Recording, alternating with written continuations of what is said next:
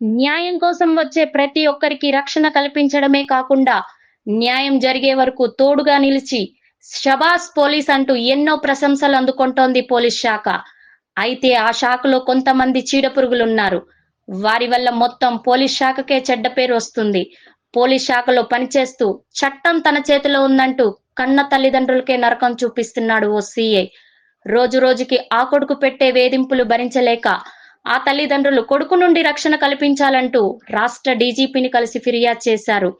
వనపర్తి జిల్లా కిల్లాగనుపురం మండలం వెంకటాయిపల్లి గ్రామానికి చెందిన రఘునాథ్ రెడ్డి బొజ్జమ్మ దంపతుల పెద్ద కొడుకు నాగేశ్వర్ రెడ్డి సిఐ, చిన్న కొడుకు యాదయ్య కానిస్టేబుల్, ఇద్దరు కూతుళ్లు. పెద్ద కొడుకు Nageshwar Reddy Rachakonda commissionerate multi zone 2లో సిఐగా విధులు నిర్వహిస్తున్నాడు. రఘునాథ్ రెడ్డి తన ఆస్తి 30 ఎకరాల 23 గుంటలలో పెద్ద కొడుకు పేరుపై 15 ఎకరాలు, చిన్న కొడుకు పేరుపై 11 ఎకరాలు, మిగతా భూమి కూతుళ్ళకి ఇద్దామని పెట్టుకున్నాడు. 15 ఎకరాల భూమి తీసుకున్న పెద్ద కొడుకు సిఐ నాగేశ్వర్ రెడ్డి ఇంకొక 5 ఎకరాలు కావాలని తల్లిదండ్రులను కొడుతూ హింసించాడు. పెద్ద కొడుకు వేధింపులు తాళలేక తమ చిన్న కొడుకు ఆత్మహత్యా యత్నానికి పాల్పడ్డారని తల్లిదండ్రులు ఆవేదన వ్యక్తం చేశారు. దీంతో తమ పెద్ద కొడుకు నాగేశ్వర్ రెడ్డి నుండి తమకు ప్రాణహాని ఉందని, అతని నుండి రక్షణ కల్పించి అతనిపై చర్యలు తీసుకోవాలని రాష్ట్ర డీజీపీకి తల్లిదండ్రులు ఫిర్యాదు చేశారు.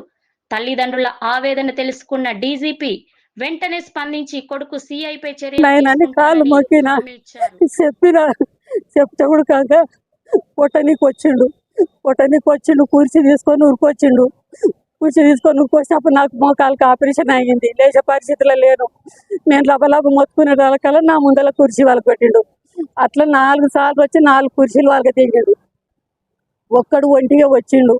పేపర్ తీసుకొని వచ్చి నాకు ఏడాడిస్తావు ఇక్కడ రాసి ఫస్ట్ నాకు ఏడాడిస్తావు రాసి అని 2 సార్లు వచ్చి బెదిరించిండు.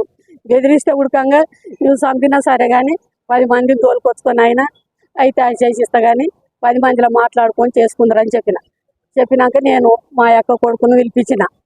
మా పెద్ద మంచి వాళ్ళ అక్క కొడుకుని పిలిపించి అట్లేట నాగేశ్వరరెడ్డి ఉండని 4 దినాలు మీకు ఎక్కడ పోతుందని అన్నారు. లేదు మా నాకు ఇప్పుడే చెప్పియాలి అన్నాడు. చెప్పిందంటే సరిసాగం చేసుకొని రాయని చెప్పిండు. రామాంజనేయులు చెప్పిండు. చెప్పినాక నువ్వు ఇట్లా అడిగినావంట అని అడిగిండు. అయినా మామ అవుతాడు. 4 ఎకరాలు వస్తుంది మామ, పెళ్ళాళ్ళకు సరి ఎకర ఇస్తా అంటున్నాడు కదా నాయన, వాళ్ళు కష్టం చేసిండ్రు కదా, ఇయ్యకోకో మాకేం బాధ లేదు, మాకు సరి 14 ఎకరాలు వస్తుంది మామ చేసుకుంటాం అన్నాడు.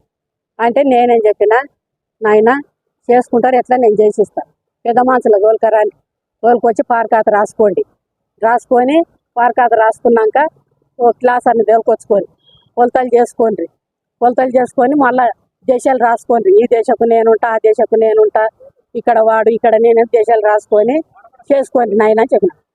అట్లా కాదు నాకు రాసి నాకు ఎక్కనో తిక్కు రాసి అని మళ్ళీ ఒంటి ఓసారి వచ్చిండు. పార్కాత రాసి ఇచ్చినాకనే మళ్ళీ వచ్చిండు నాడు. జనవరి ముందర వచ్చే పోతున్నాయన ఎలా వస్తా చూడు. పెద్ద కొడుకుకు 15 ఎకరాలు, చిన్న కొడుకు 11 ఎకరాలు అన్నారా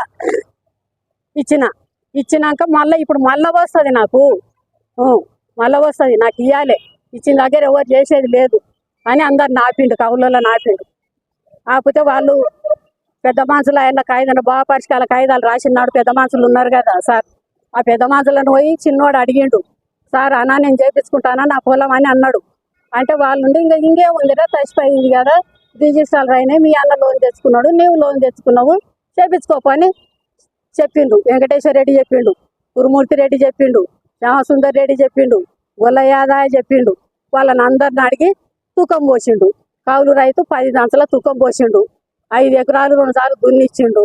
ఇప్పుడు 30,000 చిల్లర అయింది వాళ్ళకి ఖర్చు. అయినాక పోపించినాక వచ్చి ఇప్పుడు అందరిని ఊళ్ళే మొత్తం ఎన్ని టాక్టాలు ఉంటే అన్ని టాక్టాలు రద్దు, ఎవరు పోయినా మీ మీద కేసు చేస్తా అని అందరినీ బెదిరించిండు. చుట్టుముట్టు తాండలు ఉండే తాండలను కూడా బెదిరించిండు.